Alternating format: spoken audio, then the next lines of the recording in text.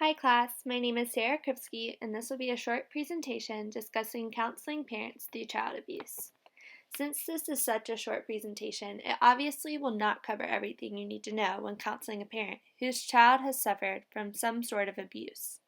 One side note, when researching this specific topic, it was extremely difficult to find information dealing with how to counsel parents and or siblings. There's a lot of room for growth and research here. Here are some helpful statistics as we begin to think through how to counsel a parent of a child that has been abused. Nearly 700,000 children are abused in the United States annually. Neglect is the most common form of maltreatment. About 4 out of 5 of the abusers are the parents of the victim. In a 2015 study, the parent was the perpetrator in 78.1% of the cases. And 4 out of 5 adults that were abused as children are diagnosed with a mental illness. As you can see, unfortunately, child abuse is all too common. While the majority of cases seen are the parents that are the abusers, it is important to note that this presentation will focus more on the parents who are not the abusers and are having to walk alongside their children in the aftermath of abuse. So, what is child abuse? There are 4 main areas that we'll focus on, and we'll focus on these because these are the most common areas that we see. These are physical abuse, sexual abuse, neglect, and emotional abuse. So physical abuse is defined as non-accidental physical injury from hitting, kicking, or burning, for example, caused by a parent, caregiver, or trusted adult with whom the child has regular contact, such as a teacher, babysitter, coach, whatever. Physical abuse oftentimes will be the most noticed or recognizable because of bruising or scarring or whatever. Then we have sexual abuse. This is the forcing or coercing of a child or youth to engage in sexual activity, including exploitation through pornography. This oftentimes won't be as obvious, and sometimes the child will often feel shame or like they are bringing this on themselves, so it will oftentimes be hidden. And oftentimes the child will just kind of disassociate themselves so that they have a feeling of this is not me, this is not a part of me, and that's how they're able to maintain and not tell people for such a long period of time. Then we also see emotional abuse. This is a pattern of behavior that hurts the emotional development or sense of self-worth of a child or youth. For example, constant criticism, threats, or sarcasm, belittling, shaming, or withholding love. Oftentimes, kids these days will experience emotional abuse from other children. This oftentimes happens through forms of social media, but it can also happen from parents to a child. So we have to be careful to recognize the signs of emotional abuse and guard our mouths when we're talking to our children so that they never feel as though we are constantly criticizing them, but building them up in love. And then finally, we have neglect, which, as statistics showed, this is the most common, and it is the failure of a parent or caregiver to protect a child or youth from harm or provide basic needs. For example, these are listed as food, shelter, supervision, medical care, education, or emotional nurturing. The effects of child abuse. In a statement by the U.S. Centers for Disease Control and Prevention, those who have experienced abuse as a child are at a higher risk for poor long-term health, impaired mental health, and negative social consequences. Like our statistics said, 4 out of 5 people who were abused as a child are diagnosed with a mental illness, and that is crazy. It is important to help parents to see the need for counseling and to be able to recognize some of the following specific things. It is important to recognize the age of the child or youth at the time of the abuse or neglect, whether the maltreatment happened once or was ongoing, who was abused or neglected the child or youth, for example, was it a parent, was it a caregiver, whether a nurturing person was in the child or youth's life at the time of abuse, and the type of severity of the maltreatment. Oftentimes, a counselor, a doctor, a social worker, etc., will help parents walk through these things and be able to identify these things. But it is important for the parents to see the need um, of this in their child's life. And part of a way that a parent can be effective in this stage, but also even in preventing, is knowing the signs of child abuse and being able to kind of put barriers up so that it doesn't happen, but also to, if it has happened, to put safeguards up so that it doesn't happen again. So I'm going to give you a few of the just signs that the child welfare part of the government gives us, and these will be broken up into whether it's signs of physical abuse, signs of neglect, signs of sexual abuse, and signs of emotional abuse. So we'll start with physical abuse. The signs that they give us are things like has fading bruises, seems frightened of the parents or cries when it's time to go home. They shrink at adults. They often just have a frightened sense of being and kind of unexplained burns, bites, bruises. Some of those things are very noticeable, but some of them, like when they're shrinking at adults, it might just take like a extra realization to realize, oh, maybe something is going on that is causing my child to react this way. Then we also have signs of neglect. We see this when the child is frequently not at school. They beg for food or steal food or money. They lack the needed medical care. They're constantly dirty or have severe body odor. They don't have the right clothing for the weather. And this is kind of blunt and obvious, but they state that they have no one at home that is watching over them. Then we also have signs of sexual abuse. These kids, they will show signs of difficulty of walking or sitting. They refuse to change clothes, whether that's for gym at school or other kinds of physical activity. They'll have constant nightmares or bedwetting. They'll experience sudden changes in their appetite. They might run away, especially if they're older. And then the most common form of this that we'll see that we'll be able to actually recognize is if they become pregnant or if they contract a certain kind of STD. And then finally, we have signs of emotional abuse, and these are showing extreme behavior, aggression, defiance. They are rocking uncontrollably, headbanging. They just kind of have inappropriate responses to things. They're delayed in their physical or emotional development for their age group. They have attempted suicide, or they just aren't attached to their parents in a healthy way. So part of this comes from knowing the signs. Part of this comes from knowing what is a child supposed to be like developmentally for their age group. So part of this is on the parents to know, okay, this is how my child should be responding due to their age range and what's happening developmentally in their life.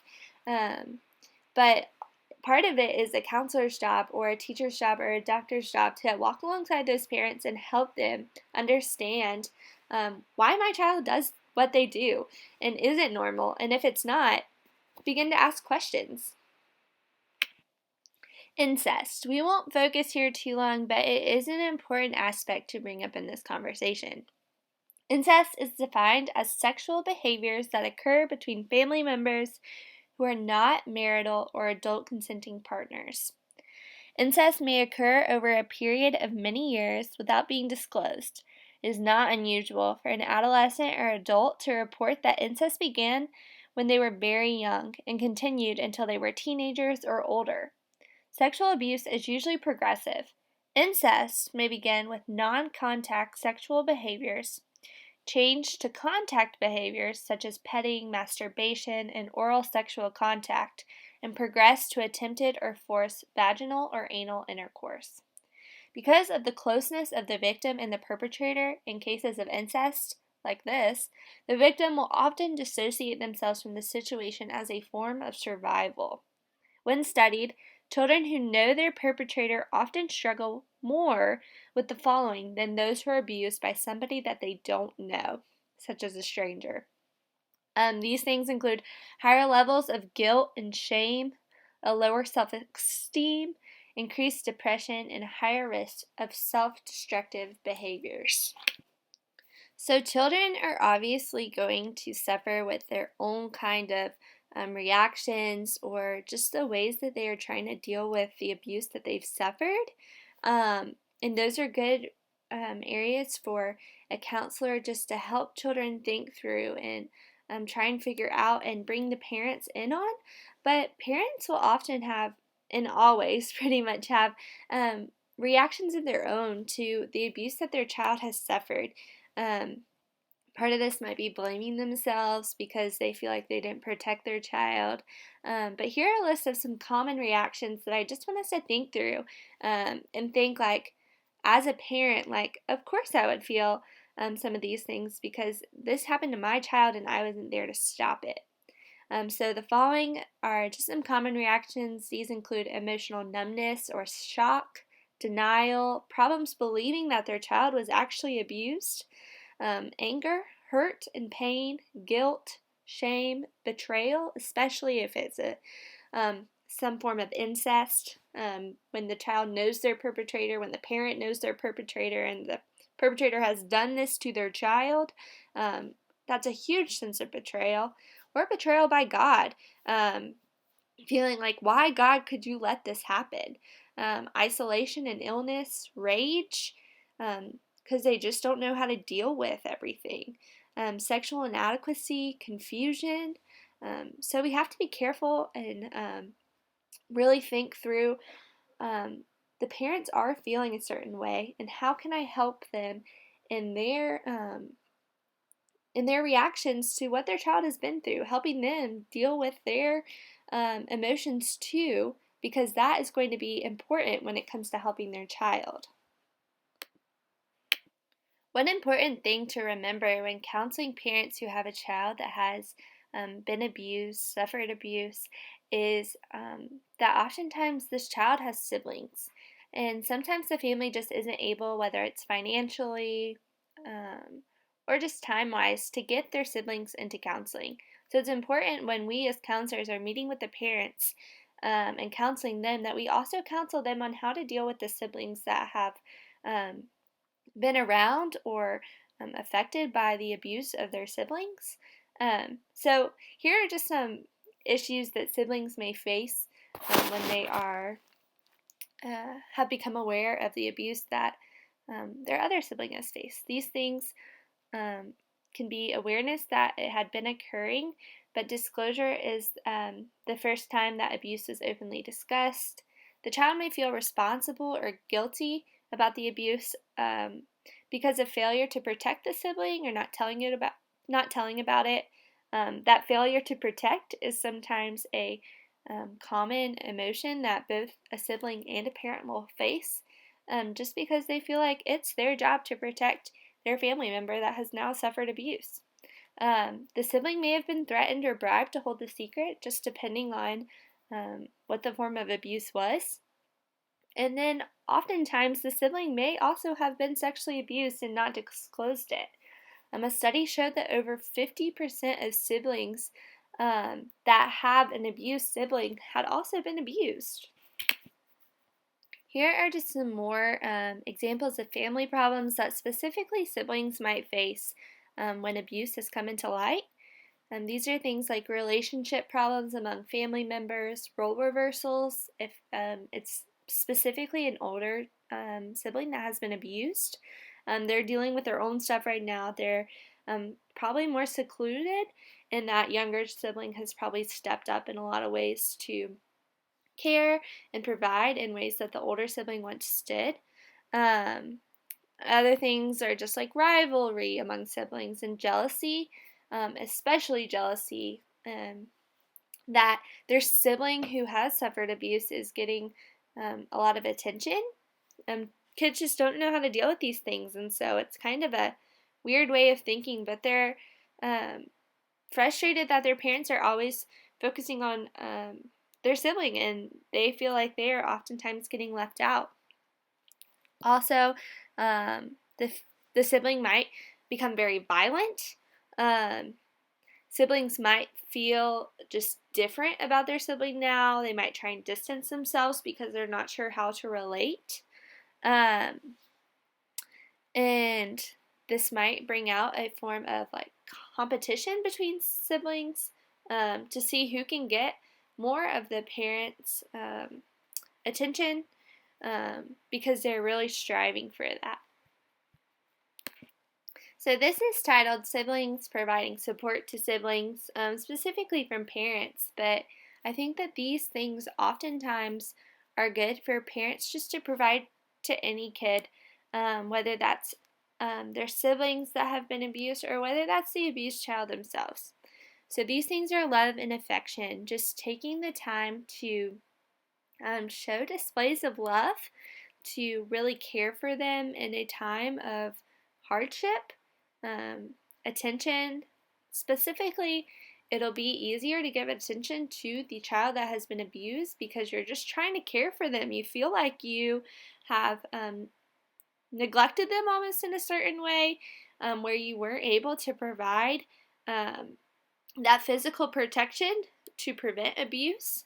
But it's important to remember that oftentimes siblings feel left out, as the slide before reminded us.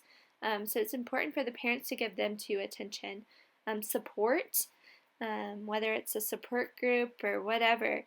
But these kids need to know that if something is wrong, my parents are here for me and my parents care for me and I can go to them and it'll be okay if I go to them. Another thing that goes along with that is honesty and openness. It's good for your kids to feel like they can come to you with what they're struggling and going through, and for them to know that you're going to respond to them lovingly, affectionately, that you're going to be support for them. It might not always be great news, and they might not always get the reaction from you that they want, but they need to know that they can come to you, and that above all else that you love them and that you are there to support them. And then finally, counseling. And oftentimes the abused child will be put into counseling, and if that's not the case, then something needs to happen for that to occur. But it's important too, if the family is able, to get the other siblings into counseling so that they can begin to process their emotions and their things with the counselor as well. And so that's just some important steps that, as a counselor, when parents are coming to you for counsel, this is a big area that they'll struggle with. How do I deal with my other kids so this doesn't happen to them, or so that they feel loved in this process? Just a couple more slides and then we'll be done. But these are some ways that counselors can encourage parents to help their child.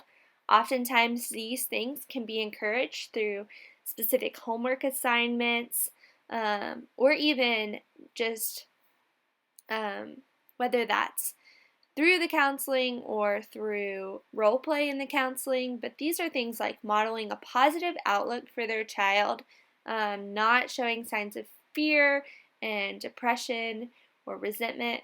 That's hard, but that's really important. Things like building confidence up in their child, expressing support for their child, building connections. A really important one is allowing children to express their feelings. It's not always the feelings that we would express or that we would want them to express, but allowing them to feel safe to express those feelings and being there to support them and work with them through their feelings. Being consistent in your parenting.